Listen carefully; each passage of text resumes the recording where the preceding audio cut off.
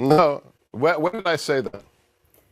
You clearly think When did I say that, you Brianna? think it's a pattern? You just tweeted about created live. You just created live fake news. You just did it right in front of the Gorka, small what do you viewership think you should be have, done okay? here? You have zeroed in on the fact on what you see is a problem. Hey, welcome in everybody. Thanks so much for joining me. We have got to check out Sebastian Gorka. That clip was just a brief snippet of him cooking Brianna Keilar live on CNN. I thought that was the best line of the last 2 weeks. You have just created live fake news on air in real time. This is great stuff. Hey, welcome to Courageous Media. Thanks so much for joining us here. Really appreciate everybody rolling up. We took a little bit of a break. We've had some schedule issues, but we're back. Thanks so much for being here. Really appreciate everybody saddling up. But we've got a great show. We got some great stories to cover. We got Sebastian Gorka cooking CNN. Then we're going to dive into DC and Chicago, and finally, what we all voted for with the cartels. But thanks for being here. Let's dive right in now to Sebastian Gorka as he cooks Brianna on CNN. This is absolutely gold. I don't think he's ever going to be invited back. He's probably going to be blacklisted by CNN, just like Stephen Miller, who hasn't appeared on CNN in months ever since he destroyed them. But let's check this out. This is awesome stuff. Here we go with the full clip. We'll interrupt the talk as we go. But this is Sebastian Gorka at his best.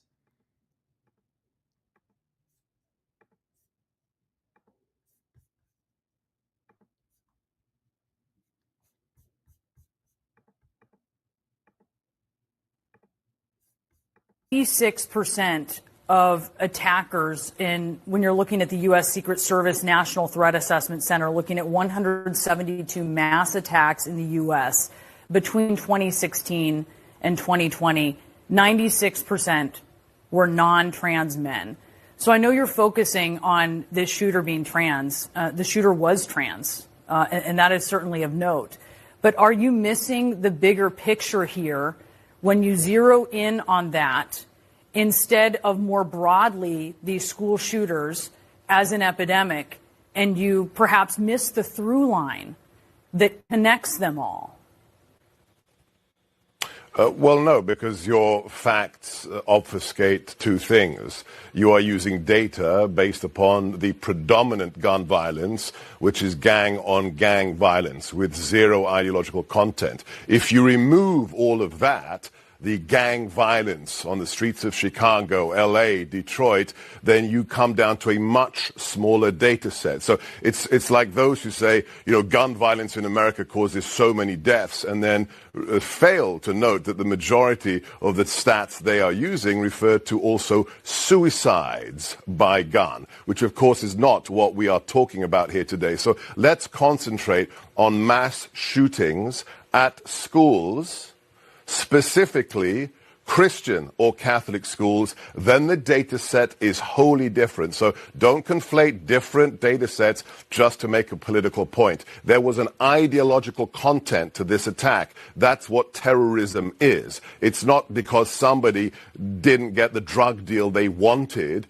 It is an ideological message, whether it was anti-Israel, as in this case, whether it targeted President Trump in its rhetoric, as we saw on one of the magazines written by the perpetrator on that YouTube video, or whether we saw the fact that it was anti-Christian and targeting children. That has nothing to do with gang violence. Let's not mix the two things up. So absolutely. CNN loves to do this.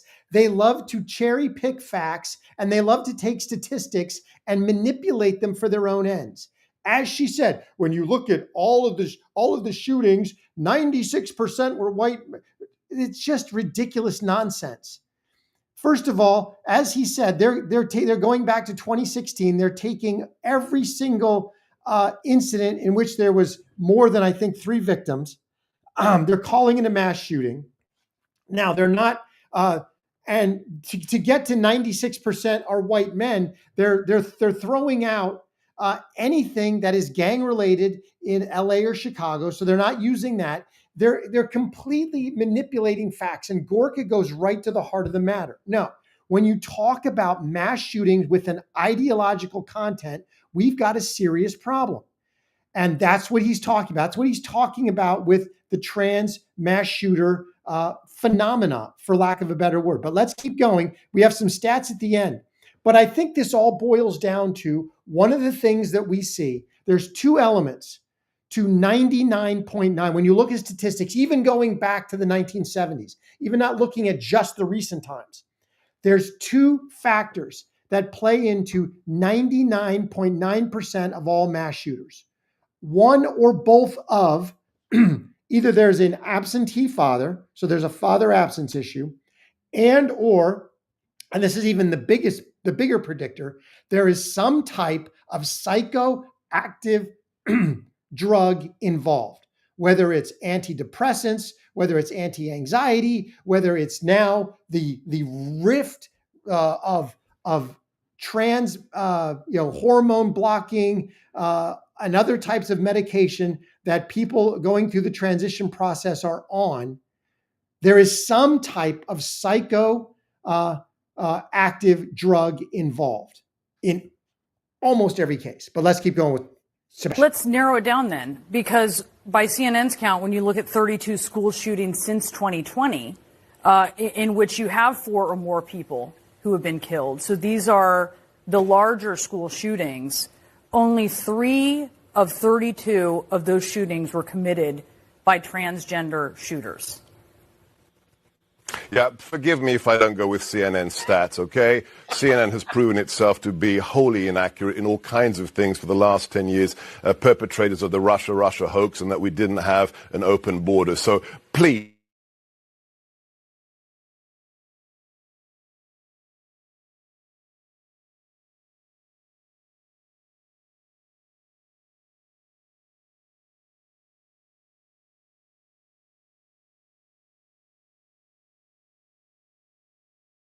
Look at these mass shooters just in the last few years.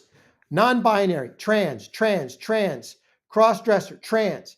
So he's absolutely right. Do not trust CNN's statistics, CNN's quote-unquote facts, because they are utter lies and misinformation. All right, back to our regularly scheduled program here. Simple math. 2 of 32 No, it's shootings. not. It's distortions. You are distorting the facts. Let me be clear. In just a couple of years, we have seen 7 mass shootings involving people of transgender nature or who are confused in their gender. 7 I saw what in you just tweeted. the last couple of years. I see That your is list of 7. inordinately high. So I see your list. That's just in the last 2 years. And that represents a massive ramp up. The rate at which they are entering this, mass shooter group is off the charts compared to everybody else. They are taking over the genre, for lack of a better word. Of 7, 2 of them are. I'm going to see. Sebastian and I'm going Mr. to Gorka. stick with the facts and not CNN's pseudo facts. We can't stick with your facts because they're not accurate. In fact, in 2 of them, one of the ones you quoted. Let's talk about CNN's reputation for accuracy. In one of the ones in which you posted, there was no evidence that he was trans. Right. In another, the individual was known within his. The same CNN that went with Russia hoax, the same CNN that said the laptop was Russian disinformation, the same CNN that literally just a month ago, when there was a mass shooter shooting up things in New York, said he's probably white. Oh, wait a minute, we have a picture, and he's clearly not white. This is just Sebastian is absolutely raking her over the coals, and she doesn't know what to do, so she just keeps babbling on. Family by male pronouns and used anti-LGBT you have an agenda. rhetoric. No, well, let me ask you this. You've made it clear, and this is not going to change. You think transgender people are the problem here. So what specifically do you think should be done? No. When did I say that? All right, you clearly think when did I say that, you Brianna? think it's a pattern? You've tweeted about it. You just created live fake news. You just did it right in front Mr. of Gorka, the small what do you think should be done here? You have zeroed in on the fact. You just created live fake news. It's absolutely true. Trans people are not the problem in and of themselves. when it comes to this phenomena of violence and mass shooter, what is the problem is the process that they have to go through and the quote unquote gender affirming, therapy that they get, where they're told they're victims, where they're told they're in the wrong body, where they're essentially subject to massive levels of stress, not only emotional stress, but now physical stress with the medications that they are put on, along with the potential surgeries that they get in the gender affirming mutilation that we do on minors. And what people find is that the self-termination rates after all of that, after the pharmaceuticals and the surgery and everything, do not go down. In fact, they go up.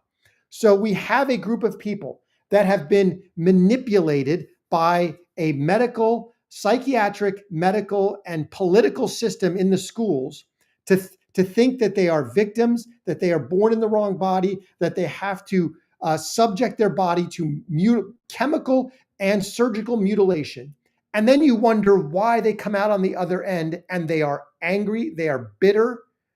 This whole thing, it is the process that they have to go through that is creating, and the fact that they are on, again, psychoactive drugs, just like every other person who's been involved in 99.9% of every other mass shooter, they fall into the primary category of psychoactive drugs, and a huge number of them also have absentee fathers.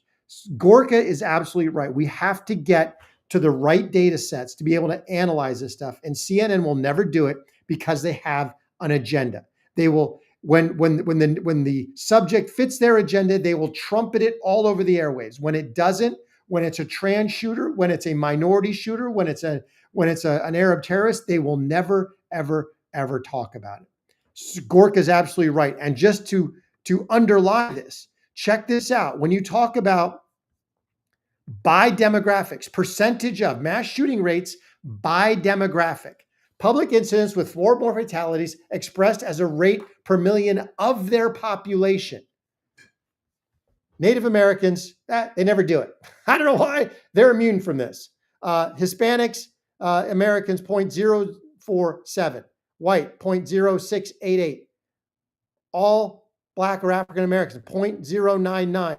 Asian, all 0.0253. They're actually higher than both Black and white when you talk about a percentage of the population. Obviously, the Asian population is slightly smaller. When you look at this, when you look at the data from this framework, the trans non-binary is off the charts in terms of the number of violent perpetrators as a percentage of the population. They are far more likely than any other population to generate one of these people.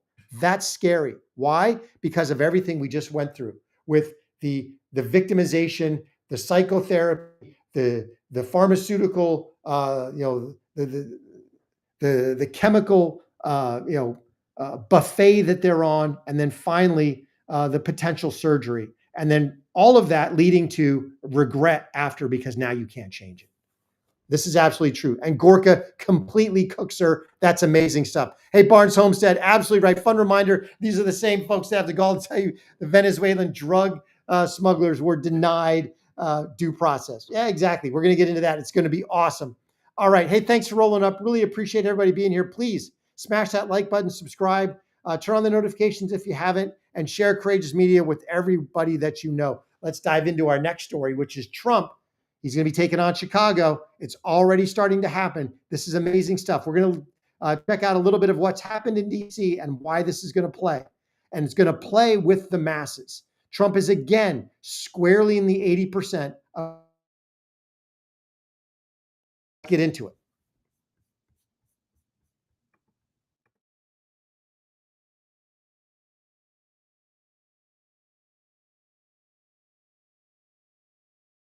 And we greatly appreciate the surge of officers that enhance what MPD has been able to do in this city. The most significant thing that we are highlighting today is the area of crime that was most troubling for us in 2023. Now, we have driven it down over the last years, but I'm going to get my glasses so I can make sure I can see it correctly. But for carjackings, the difference between this period, this 20-day period of this federal surge and last year represents a 87% reduction in carjackings in Washington, D.C. We know that when carjackings go down, when the use of gun goes down, when homicide or robbery go down, neighborhoods feel safer and are safer. So this surge has been important to us for that reason. And we Absolutely. So now we've got Muriel Bowser, ultra lib Muriel Bowser, who didn't want Trump anywhere near DC, is now thanking Trump because it's actually working. The National Guard supplementing the DC Metro Police, and Trump essentially taking over and saying, no, we're not doing this cashless bail nonsense. We're not doing any of this. We're actually going to go enforce the law. We're actually going to make arrests. We're actually going to prevent crime. We're actually going to hold people accountable, is having a major effect on DC. And Muriel Bowser, who has up until this point hated Trump, has to admit it. Has to admit it to the public. This is amazing stuff. We're going to dive into the stats because this is great. Lynn Sanger, welcome so much. Thanks so much for being in the house. Really appreciate you rolling up. All right, check this out. So we've got those same stats, which is absolutely fantastic stuff here. Now, these are a little bit earlier in the surge because carjackings are actually down now 87%, not just 60. But they've arrested 1,200 people. They're taking these criminals off the street. Violent crime down 30%. Carjackings 87, homicides 57, robberies 40, car thefts 32. This is what people voted for. This is what they want to see. Now, people might have, because if they listen to mainstream, propaganda media, they may have been like, oh, we don't want Trump taking over DC. He's a dictator. When they find out that, wait a minute, what Trump did was he took the National Guard and said, you will patrol all of the public areas, all of the monuments and all that, and we're going to shut those down. And then you're going to assist with ICE and with other federal law enforcement in the crackdown on crime, and we're going to get rid of cashless bail because Trump he has the authority to do some of this stuff in DC. They have had a major effect on crime, and people have woken up to it, and people in DC are loving it. They're loving the fact that they can go to parks, that they can walk down the street. They are actually seeing the results of this. And Muriel Bowser has been forced by listening to her constituents to go out there and publicly thank Trump. Otherwise, she's going to be on the wrong side of this thing. And she, like every other politician, wants to get reelected. But now check this out. Because at the same time this is happening, at the same time Trump is showing that this absolutely works, you've got the knucklehead mayor from Chicago basically doubling down on stupid. All right, check this out.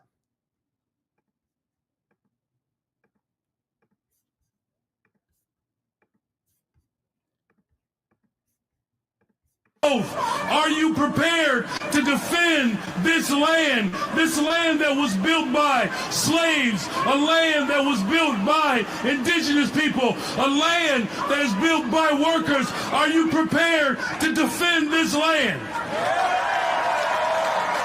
The people united will always prevail. I need you all to stand firm, to stand strong if this president decides to continue to break this Constitution. Who are they defending the land from, Johnson? Right now, they better be prepared to stand up and fight the criminal element in the city, because there were, over the weekend, 54 shootings in Chicago with 7 fatalities. 54. When you're saying, oh, crime is down, who are you? The people need to be prepared to fight for their community. And it is not a land built by indigenous. No. It's built by everybody involved. This is Johnson to a T. This is why he has got to be the most unpopular mayor in the history of mayors. I mean, it's just crazy stuff. But this is happening. Trump has already put the wheels in motion because he sees what's going on in Chicago, and he's had people from Chicago, people from the council, people from the different wards going, no. We need a crime crackdown. This is nuts. Chicago has become a war zone, and Trump has put the wheels in motion. Check this out from Eric Doherty. This is great stuff. So here we go. It is beginning. I think it's going to be a slow burn to begin with, but we've got a Homeland Security memorandum for the Executive Secretary of the U.S. Department of Defense from Andrew Whitaker, Department of Homeland Security. The Department of Homeland Security requests immediate DoD support to provide existing infrastructure to U.S. immigration, to ICE operations, enforcement and removal operations, a component of DHS, to conduct operations in the Chicago, Illinois metropolitan area. So Trump cannot take over Chicago like he can DC. DC is a federal controlled zone. So Trump can use the Home Act and basically walk in and say, I'm taking over. It's done. He cannot do that to a city in a state, in a regular old state. He does not have that authority to basically go in and say, I'm taking control for a crime crackdown. But what he can do, because ICE are federal agents, and when ICE are attacked, when ICE are obstructed, when ICE are not complied with, or when municipalities do not cooperate with ICE in enforcing federal law, Trump has the authority. It's already been proven. He did it in Los Angeles. And although, judge after judge said, you can't do that, the Supreme Court basically weighed in and said, oh, we absolutely can. And they smacked down Gavin Newsom and everybody else who was whining, boohoo, whining and crying, complaining over this. So he can do this in Chicago. And they've started the process. They want the National Guard and the DoD to basically step in and support mass ICE detain and removal operations in Chicago. That's the beginning. Now, while they're there, they can do a lot of other things because their presence alone will have a deterrent effect. And Trump can start touting that. And they can go massively on the detain and removal operations and basically pick up other criminals right around the same time because they are law enforcement. They do have arrest authority. So this is going to be very interesting to see how this plays out. It's unreal that Chicago would actually, the Democrats have positioned themselves. Trump is squarely in the 80% on this issue. Meanwhile, the Dems, again and again and again, they've sided with the criminal illegal aliens. They've sided with the Kilmar Abrego Garcias of the world, the domestic abusers, the child traffickers. They've sided with those people. Now here in Chicago, they are siding with crime. They want crime. No. That's what Johnson is saying. Are you prepared to stand up and fight for your city so that we can keep having 54 shootings a weekend? We can keep having 7 fatalities a weekend. The people in Chicago have had enough. And they, I believe, other than your white, liberal, affluent, knucklehead protesters, I think the people in South Chicago, in the hood, are going to welcome this because it's going to cut down crime where they feel it. All these white, affluent liberals, yeah, they can protest all they want. They live in their gated communities with their private police forces. The people in South Chicago don't have that option. They don't have that luxury. This is going to go, I believe, the way that DC has gone, and it's going to be another major win for Trump. Let me know what you think in the comments. Reppins 12, absolutely, this country is built by men with denim and destroyed by men in suits, 100%. That's right, Lynn Sanger. The mainstream media will not show all the clips of everybody begging for federal intervention. This is amazing stuff. So I believe this is going to be a huge win for Trump. Let me know what you think. All right, we've got one story left. And I think, other than Gorka cooking CNN, this is what I voted for. This is a phenomenal story. I think some of you have probably seen the videos, but we are going to dive right into Trump is taking on the cartels. He is going to make America great again and safe again in our own hemisphere. And he is going to interdict the drugs that are killing 100,000 people a year. Check this out as we dive right in.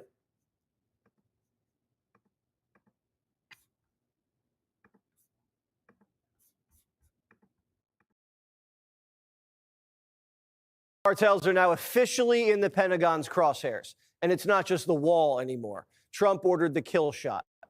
The days of local drug busts and random motels, they were fun, but that's Breaking Bad stuff. Trump wants to take the fight to El Chapo's front yard. We're talking about sending military forces to fight against the drug cartels in Latin America.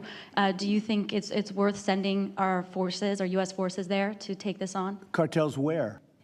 Central Latin America. Well, Latin America's got a lot of cartels. They've got a lot of drugs flowing. So, we want to protect our country. We have to protect our country. We haven't been doing it for 4 years.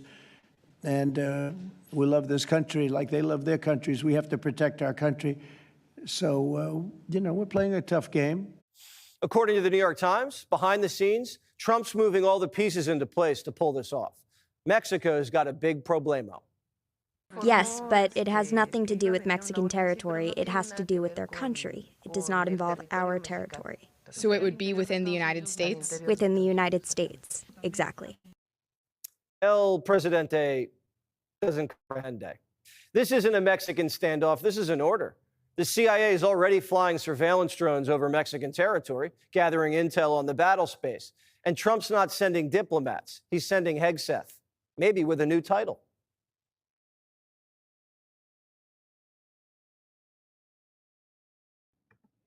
Absolutely right. Waters hits the nail on the head. He has put the cartels squarely in the crosshair, and they're going for the kill shot. And he is sending Hegseth. He's not sending just the Coast Guard. He's not treating this as criminality anymore. He's treating it as exactly as he designated, a foreign terrorist organization that we are at war with. And Waters he was prescient on this one. The CIA has already been conducting operations in Mexico, in Colombia, in Panama, El Salvador, Venezuela, all of the above. They're finding out where these cartel members are, where these operations are, and they're going to start interdicting them at a much higher rate and in a much different way. Check this out. This was over the weekend. This was absolutely fantastic stuff. This is what I voted for right here. Some of you have seen this. If for those of you who haven't, this is going to be great stuff. Check this out. This is a drug boat out of Venezuela. It was monitored by U.S. intel operations. It was tracked and it was interdicted by the United States. Not in the normal way. No, not the way we used to do it, where the Coast Guard would show up and they'd shoot the engine block and they'd maybe take some of the drugs if they found them. And, they'd detain the people on the boat for a brief amount of time before they were released on bail or some other nonsense. No. This is a new world. This is President Trump's second term. This is how we deal with the drug cartels now. Showing the kinetic strike that did eliminate those 11 terrorists. Boom. President Trump released a statement saying, quote, "Earlier this morning, on my orders, U.S. military forces conducted a kinetic strike against positively identified Tren de Aragua narco-terrorists in the Southcom area of responsibility. TDA is a designated foreign terrorist organization operating under the control of Nicolas Maduro, the president of Venezuela, responsible for mass murder, drug trafficking, sex trafficking, and acts of violence and terror across the United States and the Western Hemisphere. The strike occurred while the terrorists were at sea in international waters, transporting illegal narcotics heading to the United States. The strike resulted in 11 terrorists killed in action. No U.S. forces were harmed in this strike. Please let this serve as a notice to anybody even thinking about bringing drugs into the United States of America. Beware." Awesome. I love it. Do not even think about bringing drugs into the United States. You will not be interdicted and detained and put on bail. No. You will be summarily executed. You will be treated as warriors. You will be treated as foreign combatants. You will be given no quarter. You will be destroyed. This is exactly what we voted for. And I think this is the fight that will be Trump's biggest legacy. His economy, I think, is going to get humming. It's going to get even better than it is now. All of that's going to be great. I don't believe his legacy is going to be the ballroom in the White House, even though he's talked about that as something he wants to leave to the American people. No. If we do this right, his legacy will be just like he destroyed ISIS in his first term, that he permanently crippled the drug cartels. He took out all of their leaders. He destroyed all of their infrastructure. He killed their combatants. He permanently put them and the world on notice that we will not tolerate this anymore. As Marco Rubio said, this is the new way that we are doing things. Check this out.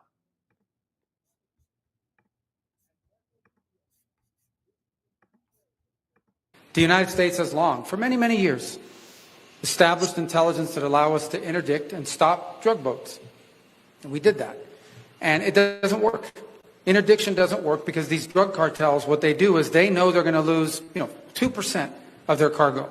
They bake it into their economics. What will stop them is when you blow them up, when you get rid of them. So they were designated as what they are. They are narco-terrorist organizations. So the same information and the same intelligence mechanisms with maybe a higher focus was used to determine that a drug boat was headed towards eventually the United States. And instead of interdicting it on the president's orders, he blew it up. And it'll happen again. Maybe it's happening right now. I don't know. But the point is, the president of the United States is going to wage war on narco-terrorist organizations.